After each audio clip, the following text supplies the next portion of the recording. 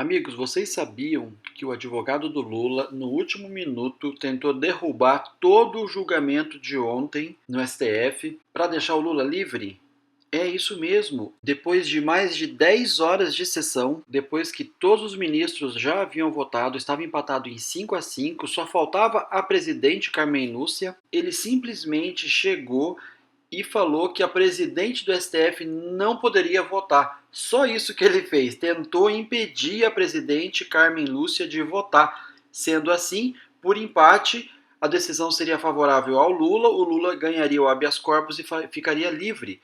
Ele estava desesperado, ele viu que o cliente dele, que o Lula, ia direto para o Chilindró, e ele tentou essa manobra no último minuto. Vejam só o que aconteceu. Presidente, uma última questão de ordem sobre a votação da presidência.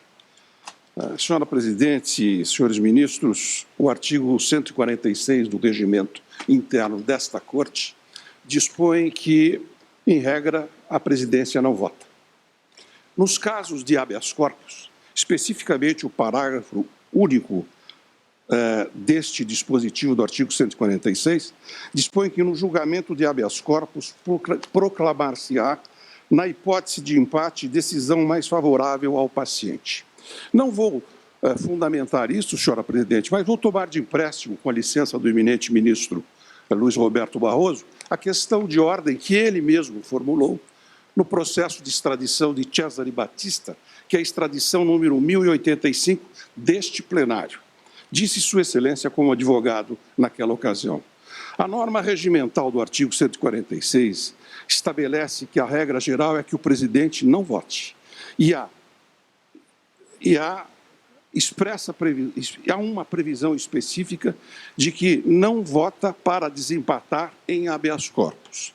Eu pediria a Vossa Excelência que considerasse a possibilidade e também que, em matéria penal extremamente dividida, era o caso da extradição, seria contrário aos princípios gerais de direito em matéria de proteção ao acusado.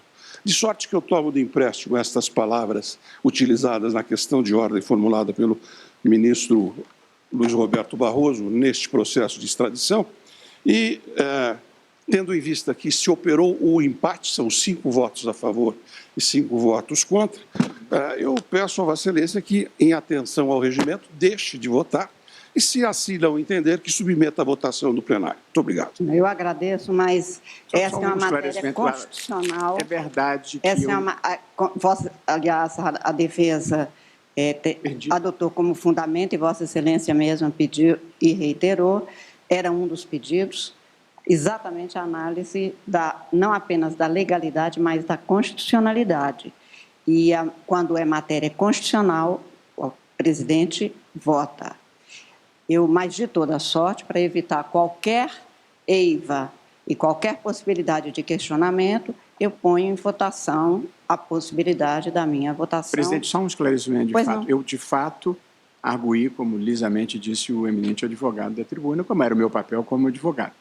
Mas perdi. Perdeu, exatamente. Perdeu antes, mas não me custa, para evitar qualquer eiva, até porque antes o presidente não votava em nenhuma matéria que não fosse constitucional. Hoje o presidente vota em todas. Tanto que a gente vota em todas as matérias, em todos os habeas corpus, incluídos os que não têm matéria penal. Mas neste eu nem preciso de me valer disso, porque há matéria penal, há matéria constitucional. Mas eu ouço a partir do ministro relator e, na sequência, tomo os votos.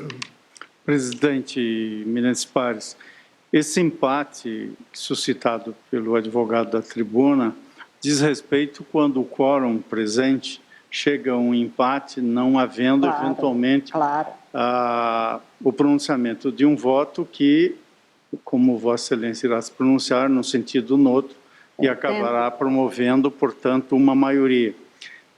Portanto, ainda que reconheça bem articulada essa reflexão, mas entendo inaplicável.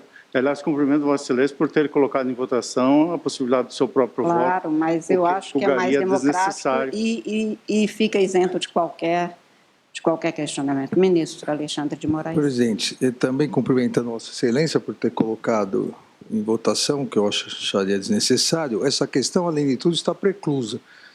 porque esse julgamento é continuidade do julgamento de quinta-feira passada, onde Vossa Excelência votou por duas vezes sem nenhuma impugnação dos advogados. Então, também acho que não há o mínimo cabimento Vossa Excelência não votar. Presidente, eu acho que o advogado está competente e proficientemente disputando o interesse do seu cliente, que é o seu papel, e, portanto, merece a nossa admiração. Mas o artigo 146, ele se aplica no caso de ausência... Ausência de um ministro. E um ministro, aliás, teve que... E no caso do Cesare Battisti, em que eu era advogado, o eminente ministro Carlos Alberto Direito estava já... eminente e querido e grande ministro e grande brasileiro, Carlos Alberto Direito, já estava afastado por motivo de doença. Por isso se aplicava o 146 naquela ocasião. De modo que toda consideração pelo trabalho primoroso, eu diria, do advogado, acho que não é possível acolher o pedido. Pois não, agradeço a Vossa Excelência, ministra Rosa Weber. Acompanho as razões de Vossa Excelência. Pois não. Ministro Luiz Fux. Senhor presidente, não há como não parabenizar o advogado por essa vigília legal até o último segundo, mas também pedindo vênia a essa sua postura correta. Com patrono, eu acompanho o relator. Agradeço a Vossa Excelência, ministro. Presidente, também cumprimento o eminente advogado pela defesa que faz na tribuna, mas eu gostaria, agregando a outros fundamentos já trazidos, lembrar da redação dada ao inciso 9º do artigo 13, que é de uma emenda regimental de número 35, de 2 de dezembro de 2009. E esse dispositivo estabeleceu que cabe ao presidente proferir voto de qualidade nas decisões do plenário, para as quais o regimento interno não preveja solução diversa, quando o empate na votação decorre de ausência de ministro, em virtude de A, impedimento ou suspeição, B, vaga ou licença médica superior a 30 dias, quando seja urgente a matéria e não se possa convocar o ministro licenciado. Da leitura do dispositivo, o que nós verificamos? Se o presidente vai desempatar com voto de qualidade, é porque ele vota. É porque antes não votava, ministro. Quando eu cheguei aqui, eu lembro bem que não votava. No habeas corpus, claro que o presidente participa da votação de qualquer processo no plenário, mas no habeas corpus nós teríamos a exceção, a aplicação dessa regra, porque há disposição, empate, no caso de empate, revelando que aí prevalece a decisão mais favorável ao paciente. Agora, todos nós compreendemos o denodo com que defende os interesses do paciente ao doutor Batóquio. Sim, no caso do habeas corpus não caberia o voto de qualidade, mas... E o voto de Minerva, mas participa do julgamento. Vota. Como nas turmas, o presidente vota. É que antes realmente o presidente não participava. Me lembro que até a ministra ela, enquanto presidente, não participava.